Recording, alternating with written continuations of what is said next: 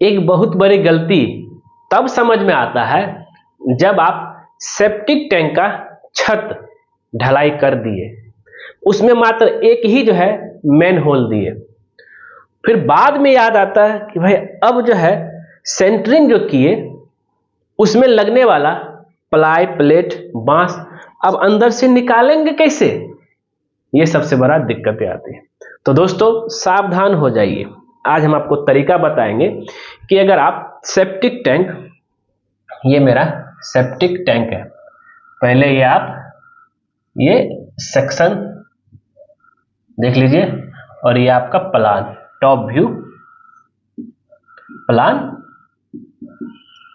Top view, ठीक है, ये सेक्शन, ठीक है। अब क्या है, सेप्टिक टैंक ज्यादातर हम लोग 2 या 3 पार्टीशन में बनाते हैं। अगर दो भाग में बनाए तो कुछ इस तरीके से रहता है और नीचे मेरा जो है एक होल रहता है। अगर 3 भाग में बनाए तो एक जो है इस तरीके से रहता है और ये मेरा जो है ओवरफ्लो, नहीं पानी का रहता है, ये जो ओवरफ्लो पानी जिधर आए यहाँ आ जाता है और इसके बाद इधर जो है आपको पानी एक बहाने के लिए दिया जाता है ओवरफ्लो पाइप के ऊपर। इधर से इनलेट इधर रहा, इधर जो है आउटलेट रहा, ठीक है, ये रहा। अब देखिए प्लान, इधर टॉप व्यू की बात कर लेते हैं। अब क्या होता है, गलती क्या होता है कि ये पूरा ऊपर तक रहेगा, रहता है।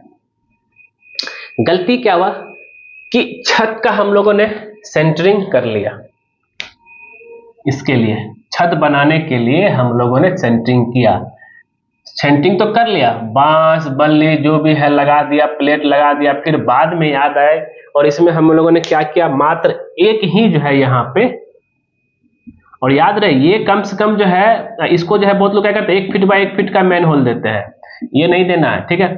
हमें जब भी मेन होल का साइज देना है 2 फीट बाय 2 फीट का देना है, क्योंकि इसमें प्रॉपर तरीके से जो है कोई भी आदमी अंदर जा सकता है और जो है क्लीनिंग के लिए और जो है इस होकर के आपका मटेरियल अच्छे से रिमूव हो जाएगा। अब बात करते क्या, एक ही से एक होल दे दिए, एक होल से क्या ये सारा बांस बल्ली निकल जाएगा?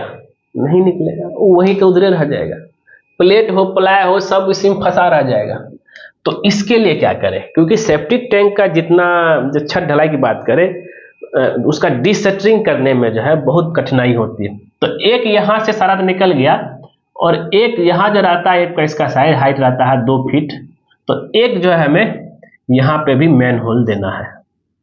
ऐसे देखिए 2 मेन होल का कोई जरूरत नहीं है, लेकिन हम ये मेन होल इसलिए दिए हैं कि मेरा सेंटरिंग मटेरियल निकालने के लिए, ठीक है। ये तो एक्चुअली ये मेन होल होता है क्लीनिंग के लिए, ठीक है, साफ के लिए। इस मेन होल का कुछ काम नहीं है, लेकिन तब भी हम इसको जो है दिए हैं। भाई क्यों? क्योंकि ये मेरा जो है इसको दिए हैं क्योंकि हम जितना भी जो है बांस बल्ली। अब बात करते हैं सेंटरिंग प्लेट की साइज। सेंटरिंग प्लेट का साइज अगर ज्यादा जो है इसका 2 फीट बाय 3 फीट रहता है, तो आराम से जो है अब बोलेंगे 2 फीट बाय 2 फीट का अगर हम यहाँ पे जो है साइज निकलेगा कैसे, इसको तिरछा कर दीजिए, डायगोनल कर दीजिए, प्लेट को डायगोनल करके निकाल लीजिए और बांस भी आराम से निकल जाएगा। अब बात करते हैं ये वाला सब कैसे निकलेगा। ये वाला पार्ट का कुछ चीज जो है जैसे इधर से निकाल के इधर ले लिए, लेकिन बांस सब जो है आपको काटना पड़ेगा 2-3 पार्ट में। तो ये कुछ पार्ट वेस्टेज होगा, क्योंकि ये वाला जो बीच वाला जो रहेगा ये वाला एरिया का, इसका ना तो इसमें बांस घुस सकता है ना इसमें बांस घुस सकता है। तो ये आपको जो बस जो है काट करके ही जो है 4-4 फीट का 3-3 फीट काट करके इसको करके ले गए और इसको करके यहाँ जो मेन होल रहेगा इसको करके निकाल दिए, यहाँ एक मेन होल, एक यहाँ मेन होल, ठीक है, इसको करके निकाल दिए सारा सेंटरिंग मटेरियल। और बहुत लोग क्या गलती कर देते हैं, ये गलती ये करते हैं कि भाई कि ये वाला मेन होल नहीं दे करके, मेन होल अगर ये नहीं दिए तो मेरा सारा मेटल फंस जाएगा, बहुत मुश्किल से जो है निकलेगा। तो फिर आदमी को यहाँ आना पड़ेगा, इसको कर चढ़ के इधर घुसना पड़ेगा, इसको इधर आना पड़ेगा, तब यहाँ आएगा, तब यहाँ से खुलेगा। बहुत लोग गलती क्या करते थे, ठीक है, बहुत लोग फिर बाद में क्या करते, छत ढलाई करके फिर बाद में तोड़ना पड़ता है। क्यों भाई? सेंटरिंग मटेरियल निकालने के लिए। तो ये सब चीज आपको देखना है जब भी कभी आप सेप्टिक टैंक की ढलाई कर रहे हैं, तो उस समय जो उसका जो है काम ऐसा करना है, चाहे कोई भी, चाहे कॉलम हो, फाउंडेशन हो, बीम हो, जो भी है, तो डिशटरिंग करने में हमें कोई भी तरह का दिक्कतें ना आए। हमें मटेरियल को वेस्टेज भी नहीं करना। बहुत ऐसे ठेकेदार लोग क्या करते हैं, मैं देखा हूं कि फाउंडेशन हो, कॉलम हो, प्लिंथ लेवल तक, चाहे प्लिंथ बीम का भी ईंट चिनाई से ही शटरिंग कर देते हैं। पहला तो ईंट चिनाई शटरिंग करना गलत है। दूसरा यह है कि भाई कि वो सारा ईंट जो है, ब्रिक सब बर्बाद हो जाता है, उसी में दफन हो जाता है। उतना तो घाटा लगा ना। एक ईंट का दाम आपका अगर 10 रुपया है, ऐसे जो है वही अगर आप इसी जगह पे प्लाई का शटरिंग करते, चाहे प्लेट का करते, आप उसको रिसाइकिल यूज कर सकते थे प्लेट प्लाई को, लेकिन वो जो पूरा ईंट पूरा उसमें खत्म हो गया।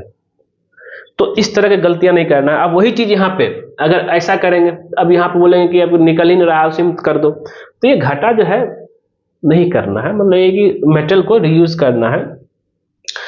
तो बस यही था दोस्तों। उम्मीद करते हैं ये वीडियो आपको जरूर पसंद आएगा। अगर पसंद है तो उसको लाइक कीजिए, शेयर कीजिए, कमेंट कीजिए, और खास करके हमारे चैनल को सब्सक्राइब कर दीजिए, क्योंकि जैसे ही अपने चैनल सब्सक्राइब करेंगे उसके बगल में बेल आइकन बन जाए, सब क्लिक कर दीजिए। उससे बेनिफिट बस होता है, जब जब सिविल इंजीनियरिंग पर को नया वीडियो लेके आएगा, सबसे पहले आपके नोटिफिकेशन में दिखेगा। वीडियो देखने के लिए धन्यवाद दोस्तों।